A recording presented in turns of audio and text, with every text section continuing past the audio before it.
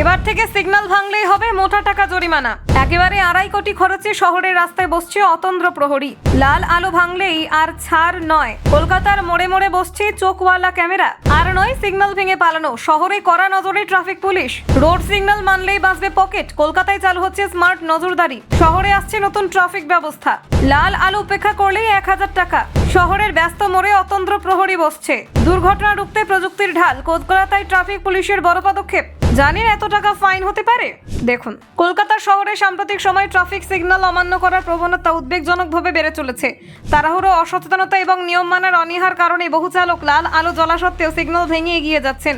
এর ফল হিসেবে শহরের রাস্তায় শুধু যানজট বাড়ছে না, বাড়ছে দুর্ঘটনার সংখ্যা। ব্যস্ত মোড়গুলিতে প্রায় প্রতিদিনই ছোট বড় দুর্ঘটনার খবর সামনে আসছে, যার অন্যতম কারণ হিসেবে ধরা হচ্ছে রেড সিগন্যাল অমান্য করা। এই পরিস্থিতি মোকাবিলায় এবার কড়া পদক্ষেপ নিতে চলেছে কলকাতা ট্রাফিক পুলিশ। প্রযুক্তির সাহায্যে ট্রাফিক নিয়ন্ত্রণ আরও মজবুত করতে নতুন পরিকল্পনা গ্রহণ করা হয়েছে। শহরের একাধিক ব্যস্ত এবং দুর্ঘটনাপ্রবণ মোড়ে বসানো হবে red light violation detection camera. প্রাথমিকভাবে প্রায় 20টি গুরুত্বপূর্ণ সিগন্যাল ক্রসিং এই ব্যবস্থার আওতায় আনা হচ্ছে। এই ক্যামেরাগুলি অত্যাধুনিক অটোমেটিক নাম্বার প্লেট রেকগনিশন প্রযুক্তিতে সজ্জিত থাকবে। ফলে সিগন্যাল ভাঙলে সঙ্গে সঙ্গে ধরা পড়বে সংশ্লিষ্ট গাড়ির নাম্বার প্লেট। অতন্দ্র প্রহরীর মতো দিনরাত কাজ করবে এই ক্যামেরা ব্যবস্থা। লাল আলো অমান্য করার মুহূর্তে ক্যামেরায় ধরা পড়বে গাড়ির অবস্থান, তারিখ ও সময়ের সমস্ত তথ্য। এই তথ্যগুলি তাৎক্ষণিকভাবে পৌঁছে যাবে লালবাজারের ট্রাফিক কন্ট্রোল সার্ভারে। ফলে কোনো রকম মানবিক ভুলের সুযোগ থাকছে না বলে জানাচ্ছেন ট্রাফিক আধিকারিকরা। একই সঙ্গে আইন অমান্যকারী গাড়ির মালিকের মোবাইল নাম্বারে পাঠানো হবে SMS, ইমেলের মাধ্যমেও জরিমানার নোটিশ পৌঁছে দেওয়া হবে বলে জানা যাচ্ছে।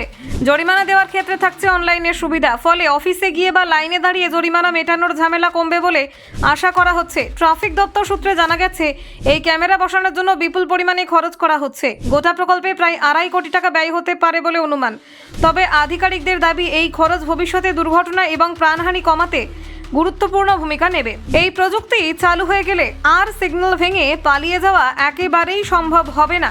সূত্রের খবর, রেড সিগন্যাল অমান্য করলে ন্যূনতম 1000 টাকা জরিমানা হতে পারে। প্রয়োজন পড়লে অন্যান্য ধারাও যুক্ত হতে পারে বলে ইঙ্গিত মিলেছে।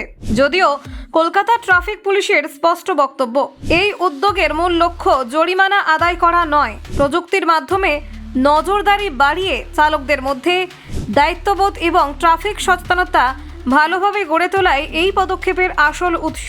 Bureau report, news prime Times.